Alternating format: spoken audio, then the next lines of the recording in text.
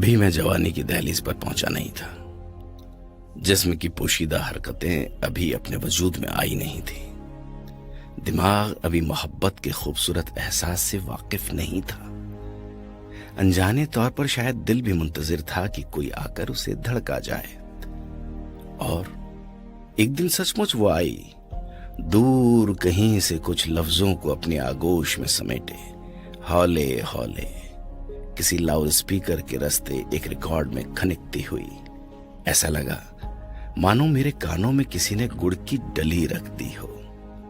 फिर आहिस्ता आहिस्ता वो डली पिघलने लगी। मेरे दिल की धड़कनें उन सुरों के लिए साज बनती गई और मेरी जुबान पर गुनगुनाती हुई उनकी नगमगी मचलने लगी। क्या ही शहद जैसी मीठी आवाज थी वो, क्या ही वो नगमा था। मिलो न तुम तो हम घबराएं, मिलो तो आंख चुराएं, हमें क्या हो गया है।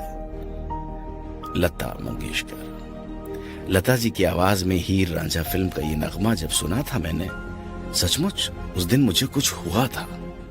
पहली बार ऐसा कि जैसे सचमुच मैं किसी से मिलने को बेताब हूं, मगर घबराहट ऐसी है कि मिलने से भी डर लगता है। जाने क्या जादू था लता मंगेशकर की मखमली आवाज में, जो सीधे दिल पर दस्तक देकर उसकी नाजुक रगों में जाकर बैठ गई थी।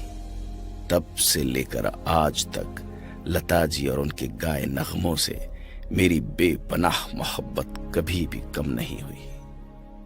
92 साल की एक तवील उम्र जीकर फानी दुनिया को अलविदा कहने वाली सुरों की मलिका लता मंगेशकर इस दुनिया की इकलौती ऐसी मिसाल हैं जिन्होंने तकरीबन 80 बरस तक गाया। बचपन से शुरू हुआ उनके संगीत का सफर उम्र के आखिरी पड़ाव तक जारी रहा। साल 1942 में उनका पहला फिल्मी गाना रिकॉर्ड हुआ, जो कि मराठी गाना था। कुछ वक्त बाद 1949 में हिंदी फिल्म महल का गाना आया, आएगा आने वाला आएगा। वो गीत आया जिसके बाद लता जी सिने जगत की ऐसी गायिका बन गई जिन्होंने फिर कभी पीछे मुड़कर नहीं देखा। क्या ही फक्र की बात है कि 3 पीढ़ियों ने अपने अपने वक्त में बड़ी ही मोहब्बत और शाइस्तगी से लता जी को सुना और खूब प्यार दिया।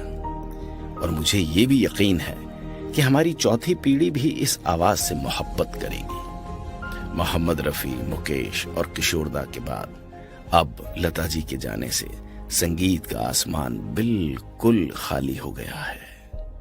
ऐसा लगता है मेरे भीतर का सुर ही मुझसे छिन गया हो।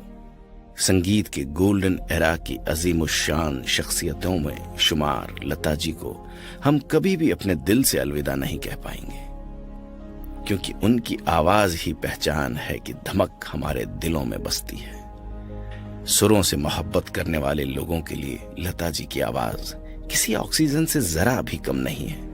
मानो जैसे जैसे हम उन्हें सुनते जाते हैं वैसे वैसे हमारी उम्र में इजाफा होता जाता है।